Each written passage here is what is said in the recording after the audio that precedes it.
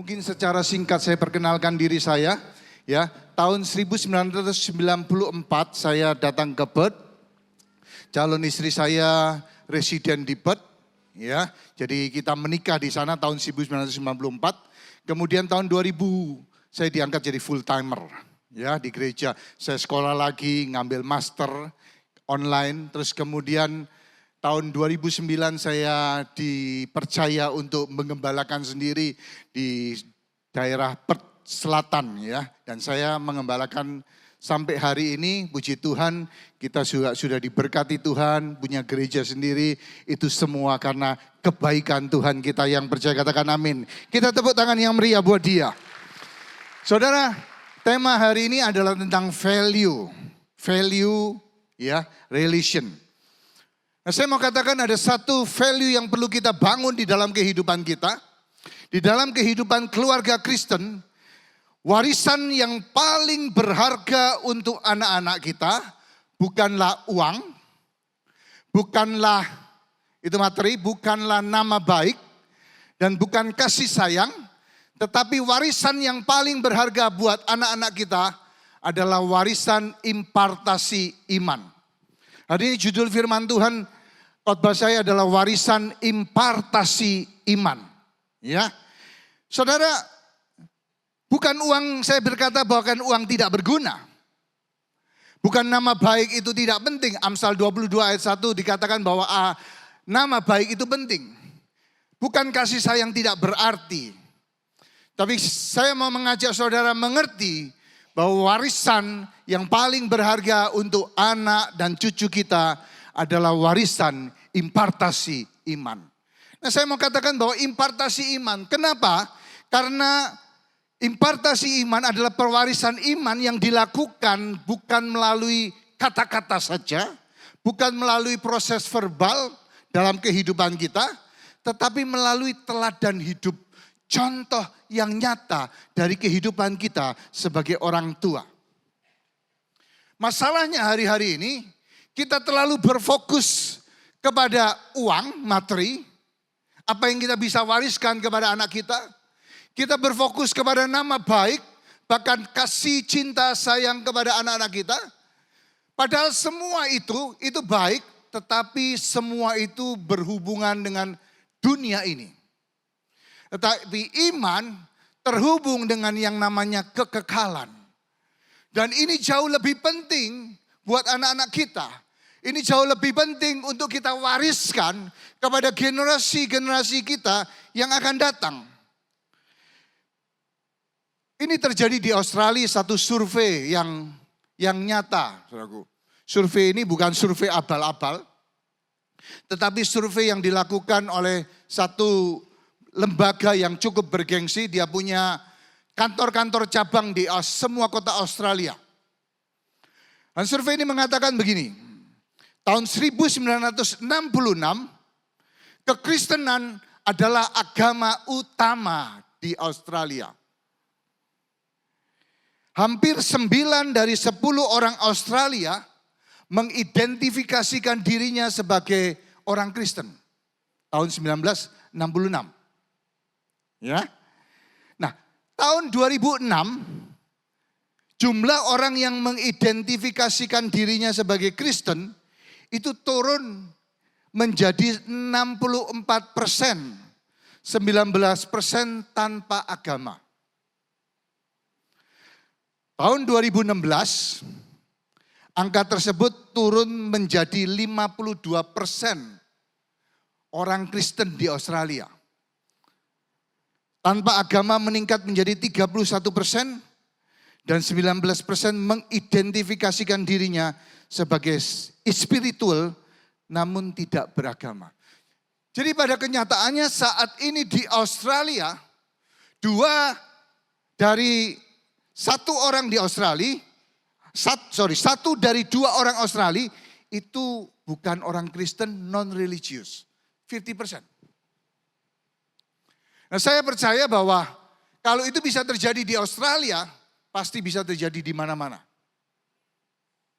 Kekristenan hari ini meluas, tapi tidak mengakar.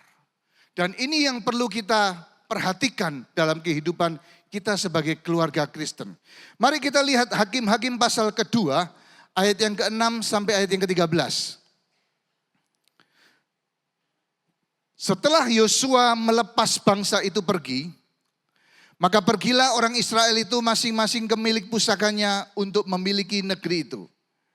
Dan bangsa itu beribadah kepada Tuhan sepanjang zaman Yosua dan sepanjang zaman para tua-tua yang hidup lebih lama daripada Yosua dan yang telah melihat segenap perbuatan yang besar yang dilakukan Tuhan bagi orang Israel. Dan Yosua bin Nun hamba Tuhan itu mati pada umur 110 tahun. Ia dikuburkan di daerah milik pusakanya di Timnat Heres di pegunungan Efraim di sebelah utara gunung Gas. Ayat yang ke-10, perhatikan ini. Setelah seluruh angkatan itu dikumpulkan kepada nenek moyangnya, artinya meninggal, Yosua dan orang-orang seangkatannya, bangkitlah sesudah mereka itu satu angkatan yang lain yang tidak mengenal Tuhan ataupun perbuatan yang dilakukannya bagi orang Israel. Lalu orang Israel melakukan apa yang jahat di mata Tuhan dan mereka beribadah kepada para Baal. Mereka meninggalkan Tuhan, Allah nenek moyang mereka yang telah membawa mereka keluar dari tanah Mesir. Lalu mengikuti Allah lain dari antara Allah-Allah bangsa di sekeliling mereka. Dan sujud menyembah kepadanya sehingga mereka menyakiti hati Tuhan. Demikianlah mereka meninggalkan Tuhan dan beribadah kepada Baal dan para Asyitoret. Saudara, ternyata terjadi ribuan tahun yang lalu. Bahwa satu bangsa Israel yang sudah dipilih Tuhan. Mereka keluar dari bangsa Mesir, dari penjajahan Mesir. Mereka keluar dengan dahsyatnya. Mereka melihat penyertaan Tuhan. Mereka melihat kuasa Tuhan dalam kehidupan mereka. Mereka masuk padang gurun, saudaraku. Mereka ada di padang gurun 40 tahun. Mereka tidak kekurangan makan, tidak kekurangan minum. Bahkan mereka hidup di situ. Mereka berjalan sekalipun siang hari mereka tidak merasa kepanasan karena ada tiang awan. Dan malam hari mereka tidak kedinginan karena ada tiang api yang memimpin kehidupan mereka. Bahkan ketika mereka masuk ke dalam tanah Kanaan dipimpin oleh Yosua, mereka masuk kepada satu kota Yeriko yang sangat kuat sekali. Mereka melihat kuasa Tuhan bagaimana Tuhan merobohkan benteng Yeriko. Dan setelah itu kitab Hakim-Hakim ini mulai masuk dan mencatat sampai kira-kira zaman di mana raja-raja Israel itu mulai. Raja Saul. Diperkirakan kisah Hakim-Hakim ini tahun 1405 sampai 1025 sebelum Masehi. Kira-kira 380 tahun. Berarti ada sekitar 3 atau 4 generasi yang ada di situ. Tapi saudara, ini yang menarik yang perlu kita perhatikan, perlu kita waspadai dalam kehidupan kita sebagai orang Kristen, umat Kristen. Bahwa ada mulanya Joshua dan Kaleb sebagai seorang pemuda dan generasi yang beriman, tetapi dari mereka keluar generasi yang tidak beriman, yang tidak percaya akan Allah. Mereka cuma sekedar tahu tapi nggak mengenal tentang Tuhan. Nah, kata tahu dan mengenal itu berbeda. Ada kata yada. Pengenalan akan Tuhan itu bukan cuma mengenal secara tahu saja, tapi secara personal dan keintiman. Ada hubungan yang terhubung terus menerus di dalam kehidupan kita sebagai umat Tuhan. Nah, saudaraku, satu tragedi yang menyedihkan, muncul satu generasi yang tidak mengenal Tuhan.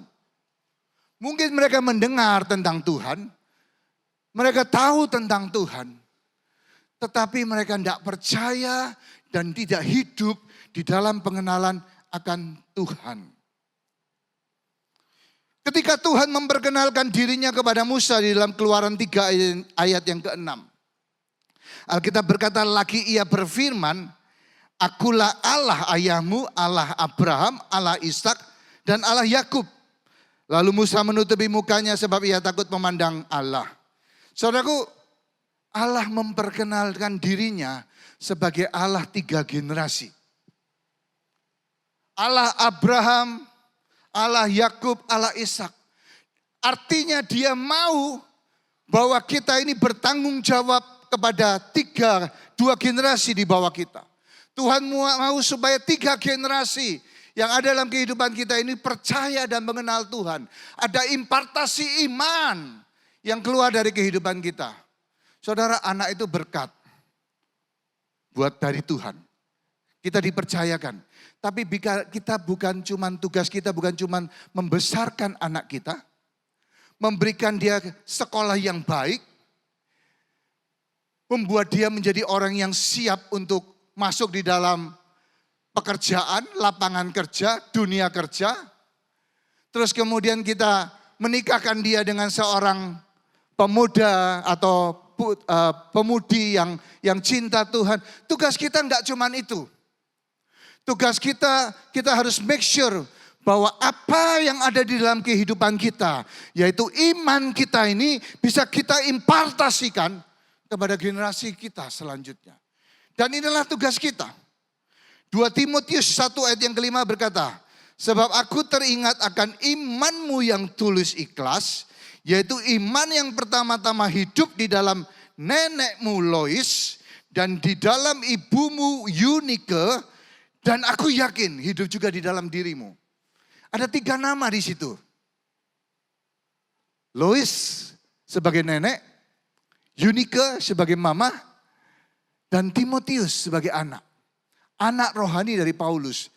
Paulus berkata, aku lihat iman, aku lihat impartasi iman dari nenekmu ke ibumu. Dan sekarang ada di dalam dirimu, iman yang sama. Dan itulah kehendak Allah dalam kehidupan kita, saudaraku.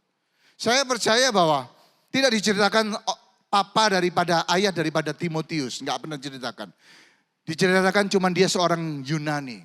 Tapi kemungkinan besar dia enggak pernah terlibat di dalam kehidupan Timotius secara pribadi. Jadi saudara, kalau saudara single mother, maaf, atau siapapun, kalau Anda sendiri atau suami Anda tidak sungguh-sungguh beriman, jangan khawatir. Ada contoh di Alkitab, ada Eunike yang benar-benar menjadi seorang ibu yang beriman, mewariskan iman kepada anaknya. Saudara, kita sering dengar ada survei di Amerika abad 20 di kota New York. Mereka menyelidiki tentang 2 orang yang namanya Jonathan Edwards dan Max Judge. Yang saya mau tekankan saudaraku, dalam 2 abad, 200 tahun saudaraku, Jonathan Edwards itu mewariskan, mengimpartasikan imannya kepada generasi yang akan datang. Generasi di bawahnya. Ada sekitar lebih daripada 320 orang menjadi pendeta penginjil dan dosen sekolah teologi. Ada 1 orang jadi wakil presiden Amerika Serikat. Ada orang-orang yang terlibat di dalam dunia politik. Dan ini anak-anak yang luar biasa, keturunan yang luar biasa yang bukan cuma berhasil di bidang dunia sekuler, tapi juga cinta Tuhan. Saudara, satu hal yang menyedihkan, bangsa Israel sukses masuk ke tanah perjanjian yang dijanjikan Tuhan. Tapi mereka gagal di dalam ketaatan mereka untuk mengabdi kepada Tuhan dengan setia. Satu kegagalan dalam kehidupan kita sebagai orang tua atau umat Kristen. Ketika kita sukses secara jasmani, kita diberkati, kita kaya. Tapi anak-anak kita memiliki iman yang bobrok. Iman yang rusak. Mereka tidak lagi percaya kepada Tuhan. Dan saya melihat banyak hal-hal itu terjadi di dunia saat ini. Satu hal yang sangat menyedihkan. Nah saudaraku, ada 3 kunci yang saya mau bagikan kepada saudara. Apa yang perlu kita lakukan supaya kita bisa mengantisipasi dan tidak terjadi hal-hal seperti itu. Yang pertama, kita harus menjadi orang yang mengasihi Tuhan dengan segenap hati. Tanggung jawab kita sebagai orang tua, kalau saudara masih pemuda belum menikah, tanggung jawabmu adalah mengasihi Tuhan dengan segenap hatimu. Di dalam Matius 22 ayat 37, jawab Yesus kepadanya, kasihilah Tuhan Allahmu dengan segenap hatimu, dengan segenap jiwamu, dan dengan segenap akal budimu. Saudara, perhatikan ayat ini. ayat ini dikatakan ini perintah utama yang pertama, dikatakan dengan segenap hati, segenap jiwa, segenap akal budi. Ada 3 kali pengulangan kata segenap. Hati, jiwa, dan akal budi. Saya nggak sempat terangkan perbedaannya apa. Tapi ada beberapa bidang, 3 bidang. Yang penting ada 3 kata segenap. Berarti bahwa itu penting, saudaraku. Kalau diulang itu berarti penting. Artinya kita harus mengasihi Tuhan dengan totalitas penuh. Totalitas penuh. Nah, totalitas penuh itu bicara tentang prioritas. Kalau kita mengatakan iman itu penting, mengasihi Tuhan itu penting, tetapi kita memprioritaskan jalan-jalan hari Minggu, atau bekerja, atau hobi yang main golf, nggak sempat hari-hari lain, hari Minggu main golf, atau apapun pertandingan atau apa, daripada ibadah kita hari Minggu, itu kita tidak konsisten. Kita tidak memprioritaskan hidup kita totalitas kepada Tuhan. Dan saya mau katakan, kalau Anda nggak konsisten dengan panggilan Anda, dengan apa yang menjadi panggilan dalam kehidupan saudara, anak Anda akan mencium ketidakkonsistensi itu. Anak Anda tidak akan mendengarkan apa yang Anda katakan. Mereka lebih melihat apa yang Anda kerjakan. Kalau Anda katakan time is money, uang itu penting, dia akan belajar dalam kehidupannya bahwa hidupku itu untuk uang, bukan untuk Tuhan. Tapi kalau saudara mengajarkan dan melakukan, menaruh prioritas yang terpenting itu di dalam kehidupan saudara, Tuhan itu yang terpenting, maka mereka akan melihat bahwa Tuhan itu terpenting dalam kehidupan mereka. Kalau Anda pengen menyuruh dia melayani sedangkan Anda tidak melayani, mereka akan berpikir, ngapain? Walaupun mereka mungkin waktu kecil mereka mau melayani. Tapi dalam hati mereka akan bertanya, kenapa orang tua saya nggak melayani? Anda harus terlebih dahulu melayani. Anda harus memberikan contoh supaya kehidupan saudara dilihat oleh anak-anak Anda. Dan apakah Tuhan menjadi prioritas utama dalam kehidupan Anda? Apakah kita menaruh Tuhan di tempat yang pertama dan utama di dalam kehidupan kita? Seorang yang bernama Timothy Keller berkata begini, ada bahaya besar karena godaan yang begitu halus yang membuat kita untuk terus menjadi anggota gereja dan merasa tidak ada yang salah. Kita bukan menjadi ateis, kita bukan gak percaya sama Tuhan lagi, tetapi kita memaksa Tuhan untuk hidup, perhatikan ini, berdampingan dengan berhala di hati kita. Kita ke gereja, tapi Tuhan gak jadi prioritas yang utama. Berhala itu bicara bukan menyembah patung, berhala modern bicara tentang uang, diri kita, keegoisan kita, ambisi kita, bisnis kita, hobi kita, sosial media, apapun yang saat ini kita taruh di atas daripada Tuhan, itu menjadi berhala. Dan seringkali ini yang menjadi, kita pikir kita cukup ke gereja, kita pikir kita cuma menjadi orang yang religius, tetapi kita nggak memperhatikan bahwa kita taruh Tuhan di bawah daripada prioritas-prioritas yang lain. Artinya kita sudah menaruh satu berhala di atas Tuhan dalam kehidupan kita. Kita kita nggak mengasihi Tuhan dengan totalitas penuh, dengan prioritas penuh di dalam kehidupan kita. Itu yang pertama, mengasihi Tuhan dengan segenap hati, jiwa, dan segenap pikiran kita. Yang kedua kita perlu mengajarkan kebenaran firman Tuhan kepada anak kita. Kalau Anda belum menikah, belum punya, Anda perlu berkata-kata kepada orang-orang yang seusia dengan Anda. Satu ayat yang berkata, sejak dari sudah pada waktunya Anda menjadi pengajar. Tapi kekristenan kita begitu dangkal, kita 10 tahun jadi orang Kristen, kita 15 tahun, 20 tahun jadi orang Kristen, tapi kita nggak lakukan apa-apa, kita cuman duduk ibadah manis di gereja. Kita nggak jadi pengajar, kita nggak jadi panutan. Padahal itu yang Tuhan kehendaki dari kehidupan kita. Ulangan 6 ayat 6 sampai 7. Apa yang kuperintahkan kepadamu pada hari ini, haruslah engkau perhatikan. Haruslah engkau mengajarkannya berulang-ulang kepada anak-anakmu dan membicarakannya apabila engkau duduk di rumahmu. Sampai situ saja. Berulang-ulang, mengajarkan berulang-ulang, membicarakannya waktu kamu duduk, waktu kamu berdiri, waktu ada di meja makan, waktu engkau bersamaan dengan anakmu. Engkau ini siapa? Orang Yahudi, orang tua.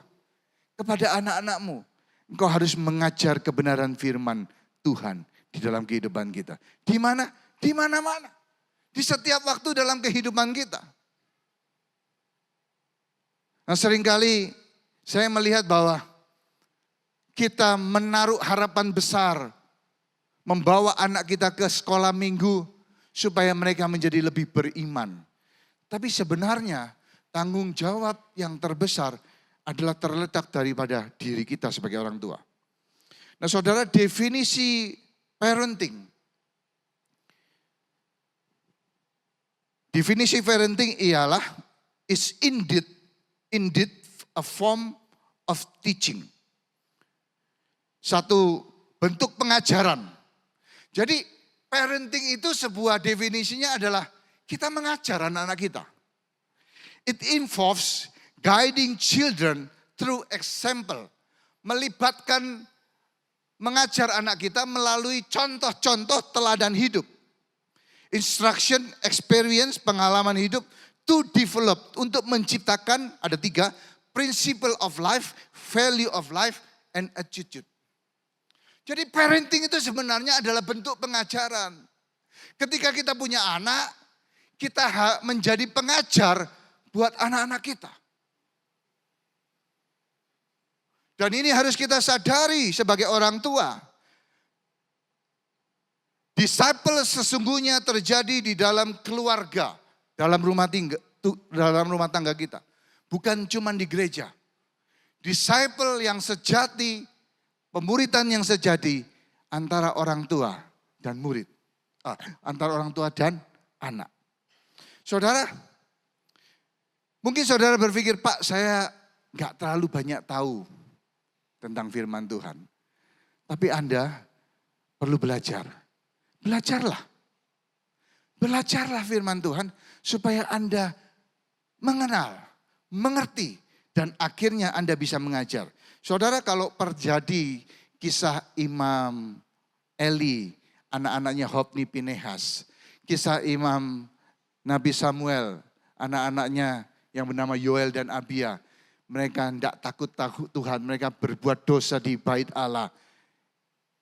Saya juga melihat anak-anak hamba Tuhan juga hari-hari ini ada beberapa yang seperti itu. Dan itu menyedihkan sekali, saudaraku.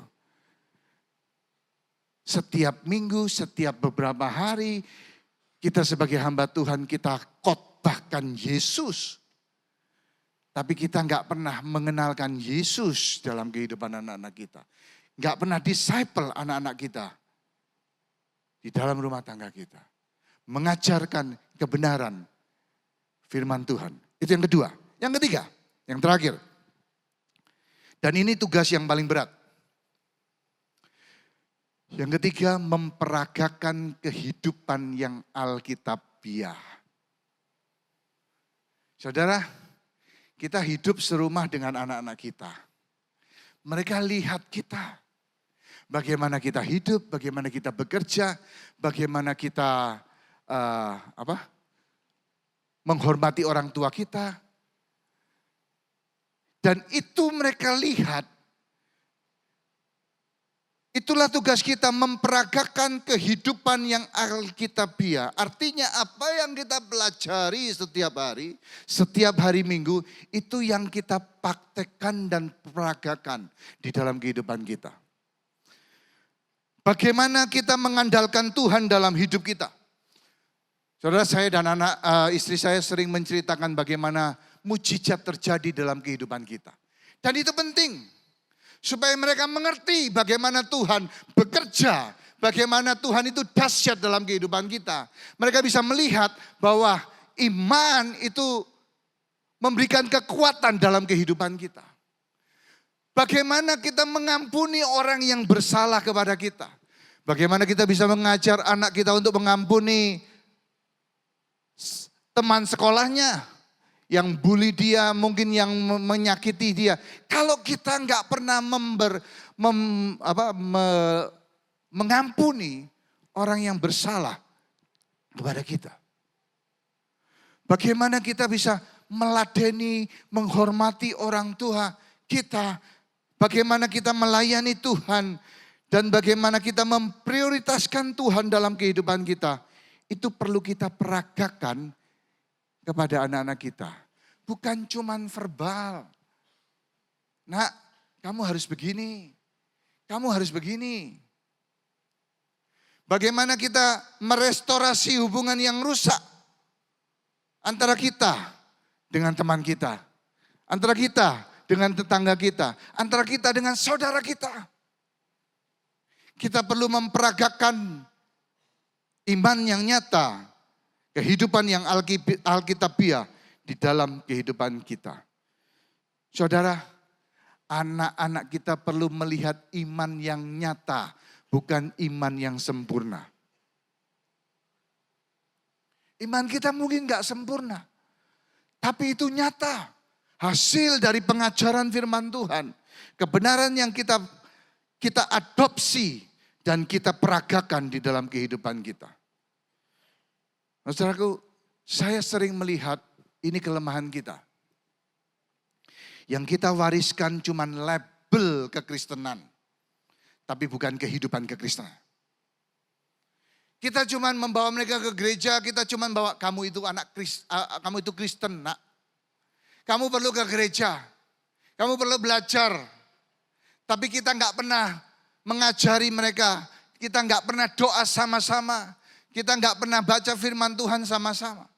Kita nggak pernah aplikasikan kebenaran firman Tuhan di dalam kehidupan kita. Sehingga orang tua melihat, anak melihat, wah orang tuaku beda ya. Kalau di gereja, wah manis baik. Tapi kalau di rumah. Saudara, inilah yang perlu kita tumbuhkan dalam kehidupan kita, dalam kerohanian kita. Bahwa kita menghidupi firman Tuhan dalam kehidupan kita. Mari kita jadi pribadi yang mengalami, memperagakan kehidupan yang alkitabiah. Kita bisa melihat bahwa Alkitab itu nyata. 1 Petrus 5 ayat yang ke-8, ayat yang terakhir. Sadarlah dan berjaga-jagalah, lawanmu si iblis berjalan keliling sama seperti singa yang mengaum-ngaum dan mencari orang yang dapat ditelannya. Saudara, kita mesti sadar bahwa kehidupan Kristen, ketika kita menjadi pengikut Kristus, ketika kita mengaku Yesus itu Tuhan, kita punya musuh yang menargetkan iman kita untuk runtuh. Kita punya musuh seperti singa yang mengaum-ngaum mencari mangsa dalam kehidupan. Mencari orang yang dapat ditelannya. Kita punya musuh. Dan kalau iblis tidak bisa menyerang kita, dia akan menyerang anak kita. Dia akan menyerang generasi-generasi kita selanjutnya. Karena itu kita perlu melakukan yang namanya impartasi iman. Saya konklusi, warisan yang paling berharga adalah warisan impartasi iman. Warisan yang tidak dilakukan cuman proses verbal, kata-kata. Cuman ngomong doang. Tapi melalui pengalaman hidup, kehidupan yang nyata dan doa untuk anak-anak kita. Kita bawa anak kita kepada Tuhan dan mereka melihat bahwa kita mengasihi Tuhan dengan totalitas penuh. Segenap hati, segenap jiwa, segenap pikiran kita. Kita mengajar kebenaran firman Tuhan. Dan kita memperagakan kehidupan yang alkitabiah. Ada 3M, saudaraku. Mengasihi, mengajar, memperagakan kebenaran firman Tuhan. Saudara, saya berdoa supaya kehidupan kita, tujuan kita bukan cuma kita sukses secara materi. Tapi biarlah kita bisa melihat anak-anak kita bertumbuh dalam iman. Saya ngalami banyak, saudaraku. Di Australia saya ngalami banyak. Saya ngalami anak kita down, anak kita up. Tapi hari ini saya bersyukur anak-anak saya melayani Tuhan, mengasihi Tuhan. Dan saya menginginkan supaya cucu saya pun mereka mengasihi Tuhan. Sehingga ketika saya dipanggil Tuhan, saya bisa berkata, Tuhan, tugasku sudah selesai. Saya bawa anak cucuku mengenal Tuhan. Saudara, ini sesuatu yang indah. Dan perlu kita praktekkan dalam kehidupan kita. Mungkin tantangannya cukup besar. Tapi kita punya Tuhan yang luar biasa. Yang sanggup mengubah kehidupan kita. Yang bisa katakan amin. Kita tepuk tangan buat Tuhan kita.